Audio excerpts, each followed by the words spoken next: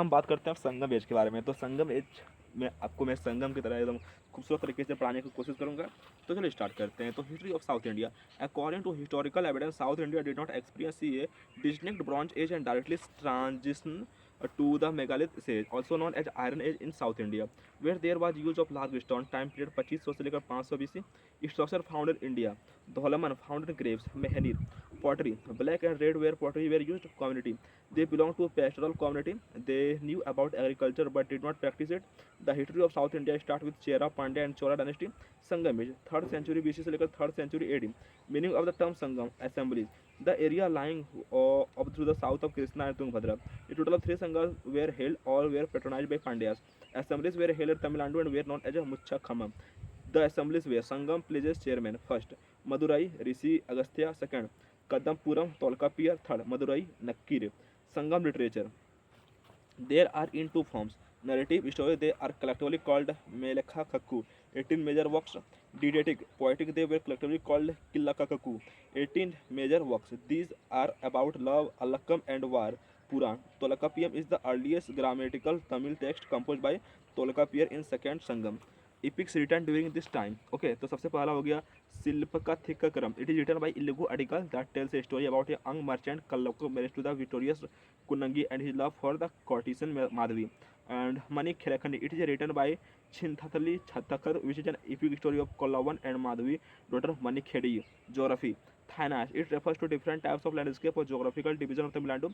East Thanahi had a chief called Mavendar, which was later divided into three Cheras, Cholas and Pandya. Division of Thana is in 5 parts. Kuruchi Thanae, they engaged into hunting and gathering. Palai Thanae, they were cattle lifters and planters. Mulai Thanae, they did animal husbandry. Marutham Thanae, they engaged in agriculture. And Nathal Thanae, they did fishing and soil collection. Cheras, they were ruling in Kerala and parts of Tamil Nadu. Capital, Vanchi, Karur. Port cities, Mujiris and Tondi, mainly of trading. Emblem, bow and arrow. Greatest Chera, Sanu Kutubu, he is also known as Red Chera. He founded Patani cult. They worshipped Kunai, goddess of purity and charity. Patani cult was related to this. Pugalur inscription of Karnur, Tamil Nadu mentioned about them. Cholas. They were called as Cholaka Mandalam Coromandals. Capital Puhur and Urayur, alternate capital. Puhar is a port city and also known as Kaveri Patnam. Emblem Tiger, earliest ruler. Elara, greatest ruler. Karikela. He fought Battle of Venani along the Kaveri River and also defeated the combined armies of Chera and Pandyas. They traded in cotton cloth from Urayur. They were known for their efficient naval power. And Pandyas, they ruled in Tamil Nadu, capital Madurai, on the banks of Vekaiki River. Emblem Fees, they were the first to be mentioned in Megasthenes' book as a being famous for their PR trade. Port city Koraki, they traded with Roman Empire society. The society was divided into ruling class and arasar. Traders, Vasayer, rich class, rich landlords, lower class, Adamadi, and ordinary, Ujahur. Not. Muvendram and Aryar also titles of rich landlords and form of government. During the Sangam period, hereditary monarchy was the form of government. ये था आपका संगम as और कल मैं पढ़ा दूंगा आपको Tripathi struggle and Cholas.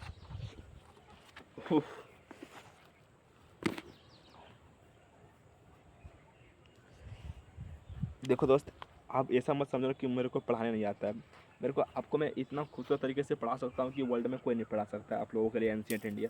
लेकिन मेरे पास ऐसा सेटअप नहीं है कि आप लोगों को मैं उस तरीके से पढ़ा दूँ कि ancient India, medieval India, modern India. ना फिर मेरे को यहाँ लिखने के लिए कोई टेक्स्ट है, ना कोई बोर्ड है, ना कोई डिजिटल बोर्ड है, ना नॉर्मल बोर्ड है। मैं अपने मुँह से बोल रहा हूँ, आपको कितना इसमें समझा पाऊँगा। इसलिए मैं जैसे सीख रहा हूँ, मैं आप लोगों का जल्दी जल्दी सिलेबस कंप्लीट कर रहा हूँ।